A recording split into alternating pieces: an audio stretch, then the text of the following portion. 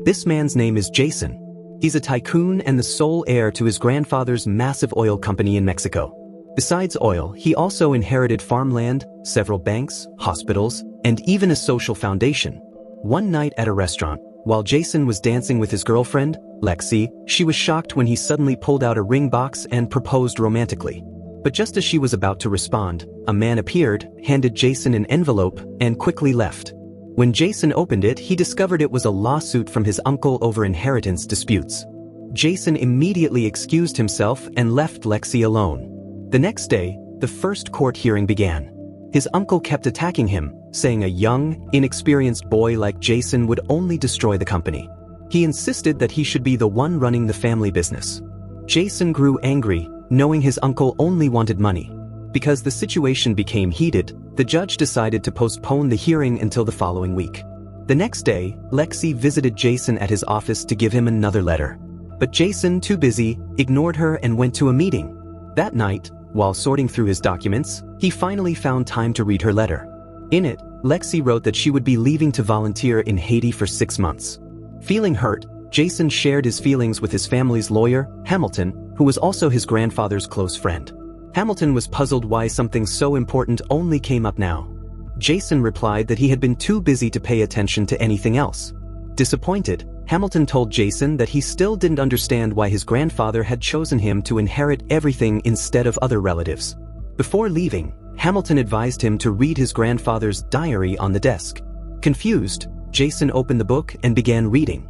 It contained the story of his grandfather's life, starting in 1941. His grandfather's name was Red. He grew up in poverty and had to quit school to work and support his family. One day, while delivering ice, a group of rich kids bullied him and made him drop all the ice on the street. As he picked it up, he noticed a newspaper article about the world's second richest man. Reading that story inspired him to become a billionaire one day. At home, Red told his father about his dream, but instead of encouragement, his father mocked him, saying he would never become rich. Though heartbroken, Red refused to give up. He believed he could succeed, with or without his family's support. Determined, he left home to chase his dream. With no money, he decided to sneak onto a train. Just as he was about to climb in, a man pulled him back and told him to stay quiet. The man advised him to wait until the guards finished checking the cars. When it was clear, they both ran and managed to jump aboard. During the ride, Red noticed the man tracing words with his finger. When he asked what he was doing, the man said he was writing his golden list, a list of things he was grateful for that day. Red was fascinated. When they arrived at the final stop in Texas, Red followed a group of people to a small village where a landowner was hiring workers to build a fence. At first, Red was rejected because they only wanted strong, big men, but seeing his determination, the owner decided to give him a chance.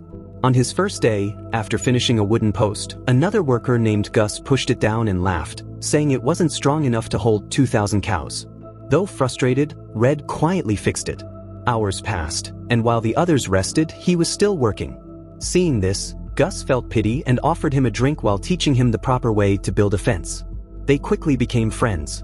That night, Red went to the landowner and innocently asked, "What's the secret to becoming successful?"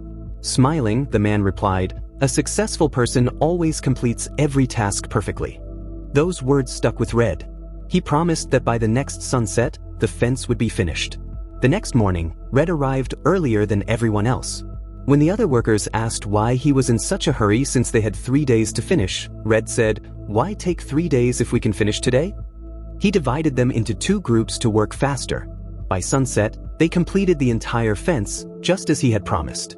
One afternoon, while walking through town, Red met a beautiful girl named Hannah. Nervous, he stuttered as he talked, which made Hannah laugh. Amused by his honesty, she invited him to a dance party that night. Though shy, Red promised to come. That evening, when Red finally gathered the courage to ask Hannah to dance, Gus suddenly pulled her away first. Seeing this, Hannah's friend decided to help by pushing Red closer to her.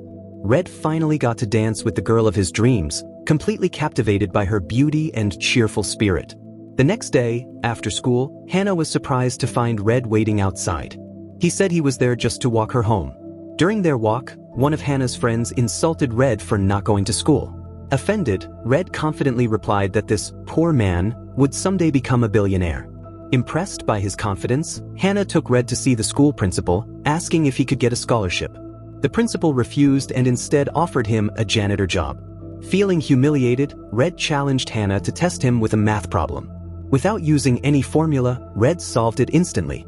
Amazed, the principal agreed to grant him a scholarship. Days passed, and Red and Hannah officially became a couple. Red gave her a promise ring, saying that one day he would make her the happiest woman in the world. One afternoon, while they were on a date, the radio broadcasted news about an attack on a US military base. Feeling a sense of duty, Red decided to join the army. The next day, when he told Hannah about it, she was furious and threatened to leave him if he went. But instead of being scared, Red agreed to break up and left. As Hannah was about to enter her house, Red suddenly came back, hugged her, and said he couldn't lose the woman he truly loved. Though worried, Hannah reluctantly let Red go to war. 2 years after their separation, in Italy, Red was seen with the American troops still fighting to win the battle.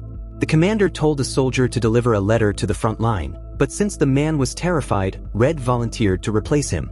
He managed to avoid enemy fire and reached the shelter, where he unexpectedly met Gus, who had also joined the army. Their talk didn't last long, as Red had to continue his mission. He got shot, and seeing his friend in danger, Gus ran to save him. 12 years later, Red had grown older. Since returning from war, he started an oil mining business. Though not yet successful, he never gave up. One day, he and his 3 workers searched for oil using a drilling machine. After drilling for meters without result, Red went home in despair. He was now married to Hannah and had 4 children. As soon as he got home, tired from work, Hannah scolded him for only thinking about oil and money, never taking time to play with the kids. Feeling guilty, Red promised to change. The next day, he went drilling again with a geologist's help and finally found a location rich in oil.